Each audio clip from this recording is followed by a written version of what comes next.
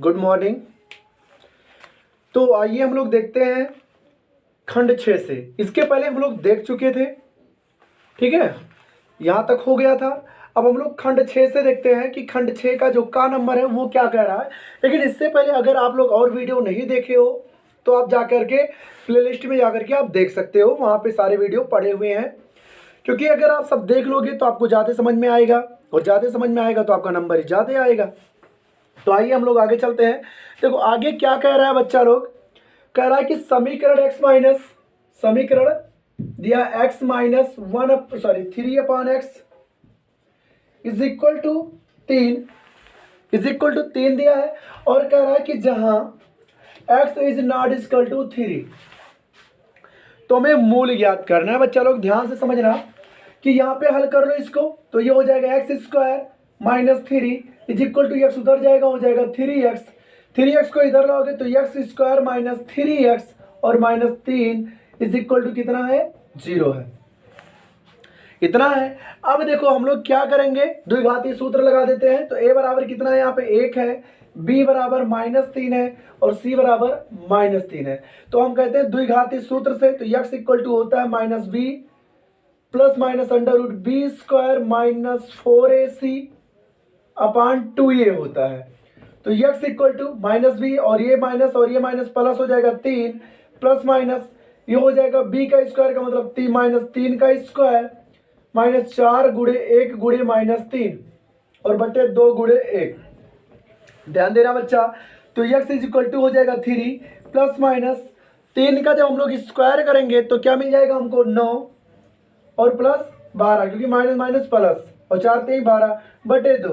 तो x equal to हो जाएगा 3 प्लस माइनस √21/2। तो यही आपका क्या हो जाएगा, आंसर हो जाएगा। अब यहाँ पे मिल गए ना बच्चा लोग, यहाँ पे दो मूल मिल गए आपके। x बराबर कितना मिल गया यहाँ पे, देखो 3 यहाँ पे लिख दे रहा हूँ equal to x equal to दिया है 3 प्लस माइनस √21/2। अब देखो एक बार आप प्लस चिन्ह लोगे और एक बार आप माइनस चिन्ह लोगे। तो प्लस चिन्ह लोगे तो 3 प्लस √21/20 मतलब 2, और जब माइनस चिन्ह लोगे तो 3 माइनस √20/2, यही तो होगा आपका। ठीक, तो यहाँ तक हो गया आपका। तो आप लोग समझ जाइए, और नहीं समझ में आया तो वीडियो को रिवाइज करके पुनः देख लीजिए। अब हम लोग देखते हैं इसका अगला सवाल।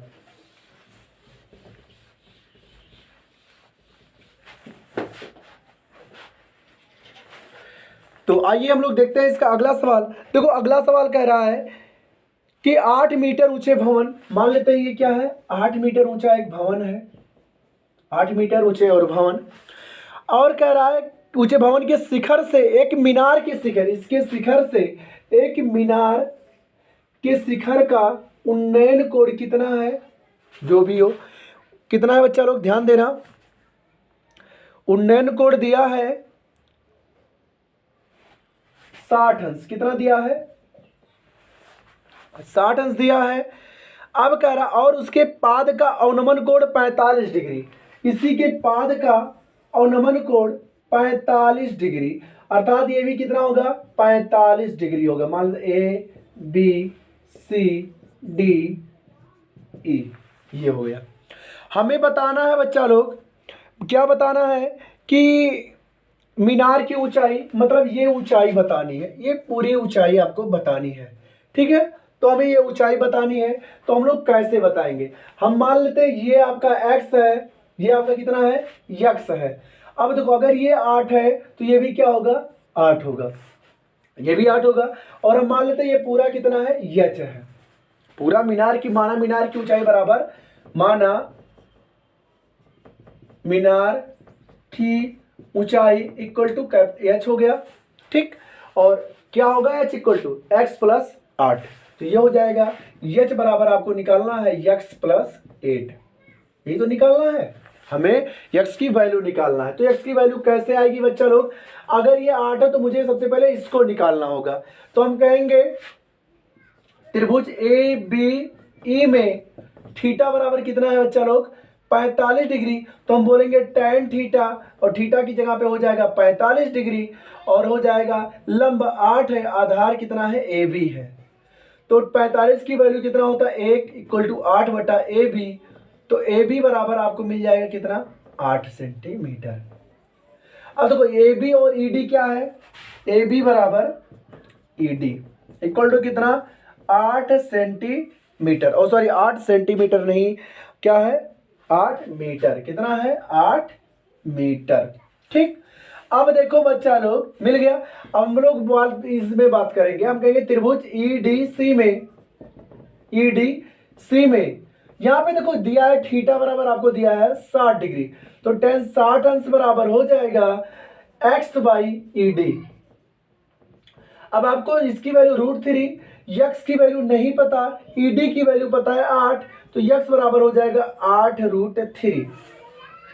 हम लोग इसको समीकरण 1 नाम दे देते हैं। हम कहते हैं x का मान, नीचे लिख दे रहा हूं, x का मान समीकरण 1 में रखने पर तो रखो तो h बराबर हो जाएगा x की वैल्यू कितना है 8√3 और प्लस रूट कितना है 8। आप 8 को कॉमन ले लो तो 8 और ये बचेगा √3 प्लस 1, तो ये आपका जो आंसर होगा वो हो जाएगा 8√3 प्लस 1 हो जाएगा, 8√3 प्लस 1। ठीक, तो h बराबर मतलब मीनार की ऊंचाई 8√3 प्लस 1, तो ये आप देख लो, आप लोग स्क्रीनशॉट ले लिया करो। आगे चलते हैं हम लोग। बच्चा लोग देखो कह रहा है कि एक शंकु के छिन्नक की तिर्यक ऊंचाई 8 सेंटीमीटर। देखो शंकु का छिन्नक है और इसकी तिर्यक ऊंचाई 8 सेंटीमीटर था, इसके वृत्तीय सिरों की परिधियां 28 सेंटीमीटर और 14 सेंटीमीटर है। तो देखो छिन्नक की तिर्यक ऊंचाई क्या होती है, देखो चित्र से कोई मतलब नहीं, छिन्नक की तिर्यक ऊंचाई L होता है, कितना है बच्चा 8 सेंटीमीटर। ठीक, अब कह रहा है इसकी परिधियां क्रमशः, वृत्तों की सिरों की परिधियां क्रमशः 28 सेंटीमीटर, तो आप ऊपरी मान लो या ऊपरी वृत्ताकार सिरे की परिधि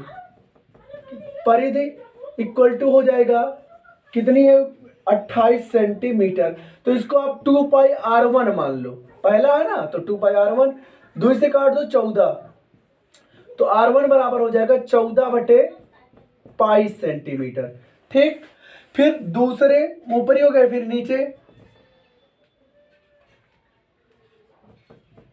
निचली वृत्ताकार सिरे की परिधि इक्वल टू कितना 14 दिया है, कितना दिया है 14, तो बच्चा ये 2πr2 मान लो और इक्वल टू 14, तो 2 7 14, तो r2 बराबर हो जाएगा आपका 7/π सेंटीमीटर हो गया। अब हम लोग क्या करते हैं, हम लोग जानते हैं, क्या जानते हैं बच्चा लोग मेरे, हम लोग ये जानते हैं कि यदि हम लोग क्या करें, ध्यान से समझना, हम लोग क्या करें, छिन्नक का हमें बताना पृष्ठीय क्षेत्रफल, तो छिन्नक का जो पृष्ठीय क्षेत्रफल होता है वो क्या होता है πr1 plus r2 into L.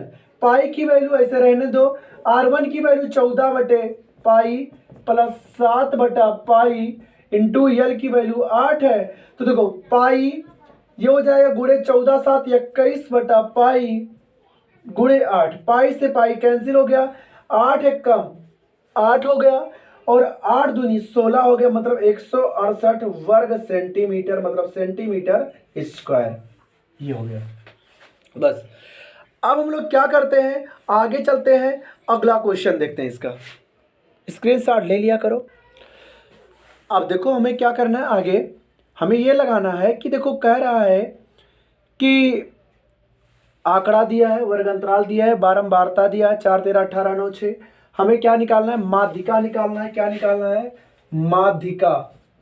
और आपको सबसे पहले ये पता होना चाहिए माध्यिका का जो सूत्र फार्मूला L प्लस होता है n/2 minus CF/F into H करके होता है।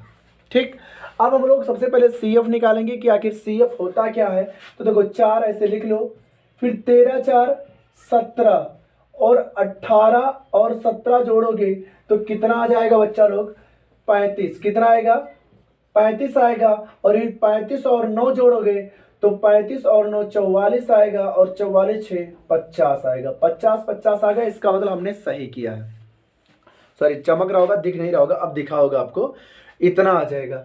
ठीक है, अब देखो जब इतना तुम्हारा आ गया तो अब यहाँ पे क्या होगा बच्चा लोग कि ये जो है सबसे अधिक किस में है?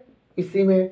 तो ये जो आपका बारंबारता वर्ग हो जाएगा ये एफ हो जाएगा, और बारंबारता वर्ग के ठीक ऊपर वाला होता है सी एफ होता है, और ये बाहुलक वर्ग हो जाए कितना? 20 से 30। तो बाहुलक वर्ग कितना आ गया? ऊपर लिख देता हूं, बाहुलक वर्ग आपका आ गया 20 से 30 आ गया।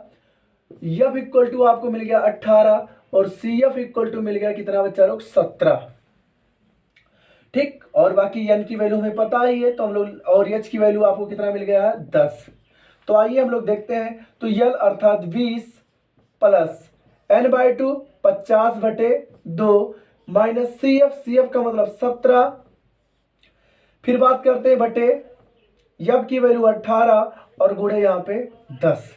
तो 20 प्लस 50/2 का मतलब होता है बेटा 25 होता है। 25 में से अगर 17 जाएगा तो बचेगा कितना? 8 बचेगा। कितना बचेगा? 8, और बटे 18 और गुणे 10। देखो 4 2 चौक 8 होता है, और 2 9 18, मतलब 20 प्लस 40/9। अगर आप कैलकुलेशन करते हो तो 20 9 180, और 180 40 220/9। तो ये आपका इतना आंसर हो जाएगा। या इसी को आप आगे बढ़ा सकते हो, दशमलव में ले आ सकते हो, तो हो जाएगा 9 दूनी 18, 4 22 होता है, 40 हो गया। तो ये हो जाएगा 9 चौक 36। कितना हो गया? 9 चौक 36 हो गया, 4 40, फिर 9 चौक 36 लगभग 24.45 लगभग में होगा इतना। ठीक, तो इसका आपका आंसर ये हो जाएगा। ओके, आप लोग स्क्रीनशॉट ले लिया करो बच्चों, कोई भी दिक्कत हो तो बताया करो। ठीक है, आगे चलते हैं खंड 7 पे। तो आइए देखते हैं। कह रहा है, देखो का कह रहा है, 7वें का का कह रहा है, दो संख्याओं के वर्गों का अंतर 180 है। छोटी संख्या का वर्ग बड़ी संख्या के 8 गुना है। दो संख्या याद कीजिए। तो माना बड़ी संख्या बराबर यक्स मान लेते हैं। बड़ी संख्या बराबर हम लोग क्या मान लेते हैं? यक्स मान लेते हैं। ठीक है, फिर कह रहा छोटी संख्या का वर्ग जो है वो बड़ी संख्या का 8 गुना है। तो भैया तथा छोटी संख्या बराबर y, लेकिन जो छोटी संख्या है वो क्या है? बड़ी संख्या, मतलब बड़ी संख्या जो है, सॉरी यहाँ पे एक मिनट देख लेते हैं। कह रहा है कि छोटी संख्या का वर्ग, जो छोटी संख्या का वर्ग है वो बड़ी संख्या का 8 गुना है, 8 यक्स है। ठीक है, इसको ध्यान देना, ये आपका प्रश्नानुसार कह सकते हो, प्रश्नानुसार। ये कह रहा है कि जो छोटी संख्या का वर्ग है बड़ी संख्या का 8 गुना है। अब देखो हल सवाल में क्या कर रहा है? दोनों का अंतर मतलब x² minus y square equal to 180 है। तो x² माइनस वाई स्क्वायर की जगह पे क्या लिख सकते हो आप? 8x equal to 180। आप समीकरण 1 भी दे सकते हो इसे। x² माइनस 8x इधर ले आओगे माइनस 180 बराबर 0। अब बन गया आपका द्विघात समीकरण। और आपको पता है कि द्विघात समीकरण क्या होता है? 18 धामा 180, 18 में से 8 गए 10 गए 8। x² minus 18x plus 10x minus 180 बराबर 0। x कामन ले लो, x माइनस 18, x काम, फिर यहाँ पे क्या कामन ले लो? 10 कामन ले लो, x माइनस 18 बराबर 0। तो मिल गया x माइनस 18 एक कोष्टक में, दूसरे के में x प्लस 10 बराबर 0। तो यदि x माइनस 18 बराबर 0 तो x बराबर 18 तथा x प्लस 10 बराबर 0 तो x बराबर माइनस 10। और हम जानते हैं कि माइनस 10 नहीं आएगा। क्यों नहीं आएगा? क्योंकि माइनस 10 रखोगे तो ये हो जाएगा 8 दाम 80 माइनस 80।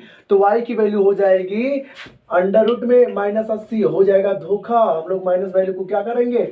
छोड़ देंगे। माइनस वैल्यू को छोड़ देंगे क्योंकि ये किसी का वर्ग का 8 गुना है, छोटी संख्या के, छोड़ देंगे।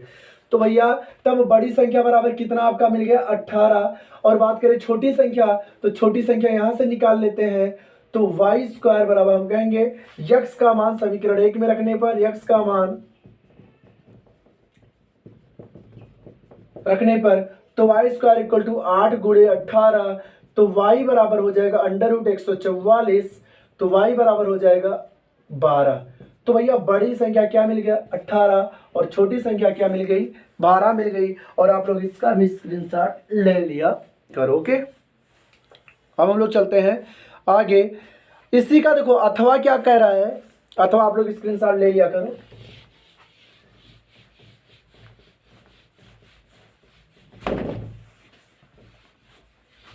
देखो इसका जो अथवा है वो क्या कह रहा है, अथवा कह रहा है कि एक भिन्न 1/3 हो जाती है जब उसके अंश से 1 घटाया जाता है। तो माना भिन्न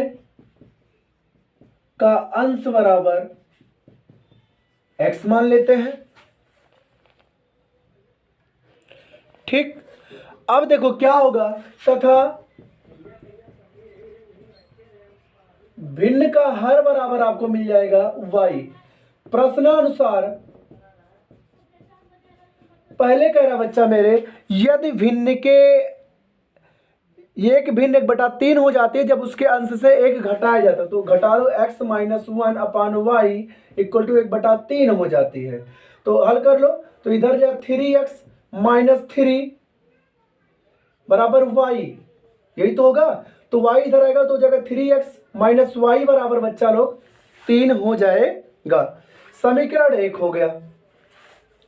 इसके बाद क्या होगा सेकंड केस में, तो ये हो जाएगा आपका, अब की बार कह रहा हर में जब 8 जोड़ा जाता है तो ये क्या हो जा रहा है 1/4, तो हो जाएगा 4x equal to Y plus 8 जब उधर जाएगा बेटा लोग, तो 4x - y बराबर आपको 8, समीकरण 2। हम कहते हैं समीकरण 1 और 2 को घटा लेते हैं। समीकरण 2 से समीकरण 1 घटाने पर किसी को किसी से घटाओ कोई फर्क नहीं, तो ये हो जाएगा 4x - y बराबर 8 और ये 3x - y बराबर 8 घटाना है, तो यहाँ पे सॉरी यहाँ पे 8 हो गया और यहाँ पे क्या होगा 3, तो ये माइनस और ये प्लस हो जाएगा क्योंकि माइनस है ऑलरेडी, कैंसिल। यहाँ पे x बराबर आपको मिल जाएगा सिर्फ 8 में से 3 गए 5, तो x की वैल्यू कितना मिल गई 5 मिल गई। अब हम कहते हैं x का मान समीकरण 1 में रखने पर, किसी में रख दो मान, समीकरण 1 में रखने पर, तो ये कितना हो जाएगा बेटा लोग, तो 3 गुणे 5 - y बराबर 3, तो 5 3 15, 3 को इधर लाओ -3 हो गया, y को उधर लाओ प्लस, तो y बराबर कितना मिल गया 12। तो जो भिन्न की बात करें था, भिन्न कितनी थी x अपान y था, तो ये 5/12, ये आपका आंसर हो जाएगा। तो 7वें का ये क्या था अथवा था। अब हम लोग चलते हैं इसके खा पे। बेटा लोग आगे क्या कह रहा है, कह रहा है कि एक त्रिभुज ABC बनाइए जिसमें BC बराबर 6.5, देखो BC बराबर 6.5, और इसके बाद कह रहा है कि AB बराबर 5 दिया हो, AB बराबर 5 सेंटीमीटर दिया हो, और कोण ABC बराबर दिया हो 60 अंश दिया हो। ठीक है, कितना दिया हो 60 अंश दिया हो। तो सबसे पहले हम त्रिभुज बना लेते हैं, तो सबसे बड़ी भुजा हमेशा बना लिया करो। तो ये हो गया आपका BC कितना हो गया 6.5 हमने बना लिया, कोई दिक्कत नहीं। अब देखो दोनों में B कॉमन है और कोण B पे बनाना है, तो सबसे पहले आप 60 अंश का कोण चाँदे या प्रकार की सहायता से आप बना लो, बन गया ना 60 अंश का कोण बन गया। अब हम लोग क्या करेंगे कि जो AB है वो 5 सेंटीमीटर है, तो आप अपने प्रकार में AB 5 सेंटीमीटर की दूरी ले लो और उसी दूरी से आप कट करो। मान लीजिए यहाँ तक आया 5 सेंटीमीटर, तो यहाँ पे आप मान लो A, और A को आप किससे मिला दो C से मिला दो। इसकी लंबाई नहीं पता, उससे हमें मतलब नहीं है। तो ये बन गया आपका त्रिभुज ABC बन गया। आगे कह रहा है कि भुजा त्रिभुज ABC की संगत भुजाओं के 4/5 गुनी हो, एक ऐसे त्रिभुज की रचना करनी है। तो जब कभी त्रिभुज की रचना करना हो तो आप इसी को आप B से एक न्यून कोण बनाते हैं। देखो रचना में साथ में बोल रहा हूं, BX मान लेते हैं। ठीक है, तो आप यहाँ पे क्या करो, हमेशा बी से या सी से एक न्यून कोण बनाते हुए रेखा खींच दो। हमने खींच दिया, न्यून कोण का मतलब 90 से कम हो, चाहे जैसे बना दो, खींच दिया। अब यहाँ पे जो है 4/5 दिया, गुना कितना दिया, 4/5 गुना होना चाहिए। तो 4/5 गुना होना चाहिए, तो सबसे बड़ा क्या है, 5 है। तो आप इसको 5 बराबर खंडों में क्या कर दो, सॉरी 4/5 है ना, हाँ 4/5 है, अर्थात 4/5 का मतलब अगर भाग देते हो 5 में 4 से, 4 में 5 से, तो 1 से कम आएगा, अर्थात अंदर ही बनेगा त्रिभुज। तो देखो आप ऐसे क्या करो, इसे 5 बराबर भागों में आप काट दो, 1 2 3 4 5। आप ये B1 B2 B3 B4 B5, 1 2 3 4 5, और जो बटे में हो उसको आप सी से हमेशा मिला दिया करो। तो हमने क्या कर दिया, इसको मिला दिया सी से, कोई दिक्कत नहीं। ये आपका इतना हो गया। आप रचना में क्या लिखोगे, सबसे पहले क्या लिखोगे, त्रिभुज ABC, एक त्रिभुज मतलब हमने क्या लिखेंगे कि BC 6.5 सेंटीमीटर और AB 5 सेंटीमीटर तथा कोण ABC 60 अंश के द्वारा हम एक त्रिभुज ABC की रचना करते हैं। फिर कोण B से एक न्यून कोण बनाते हुए AX रेखा खींचा। AX को B1 बराबर B1 B2 बराबर B2 B3 बराबर B3 B4 बराबर B4 B5, ठीक है, खींचा, विभाजित किया। अब देखो हमें क्या करना, 4 कितना, ये तो 5 को मिला दिया। अब आते हैं 4 पे, ऊपर जो रहे फिर बाद में जो ऊपर उस पे आओ। हम कहेंगे B5C के समांतर एक रेखा B4 के समांतर एक रेखा खींचा। तो समांतर पहले रेखा खींच लो, तो आप कोई भी प्रकार ले लो, प्रकार से आप कोई दूरी लेकर एक ऐसे चाप लगा दो, ऐसे लगा दिए। उसी चाप से, उसी दूरी से आप B4 पे रखकर भी क्या कर लो, चाप लगाओ, लगा दिए। अब क्या करो, आप इस दूरी का डिस्टेंस ले लो कितना है, उसी डिस्टेंस से आप इसको भी क्या कर दो, ऐसे कट कर दो। जैसे आप प्रकार ले लेना ऐसे, और ये दूरी ले लेना, और उसी दूरी से इसको भी ऐसे कट कर देना। कट करेगा उसको और इसको मिलाते हुए आगे बढ़ाओगे तो BC को कहां पे काटेगा, बिंदु D पर काटेगा। कहां पे काटेगा, बिंदु D पर काटेगा। अब क्या करते हैं हम लोग, बच्चा लोग, बिंदु C से वही काम करते हैं, कैसे चाप लगाना, चाहे यहीं पे लगा देना, चाहे यहाँ पे लगा देना, लगाए।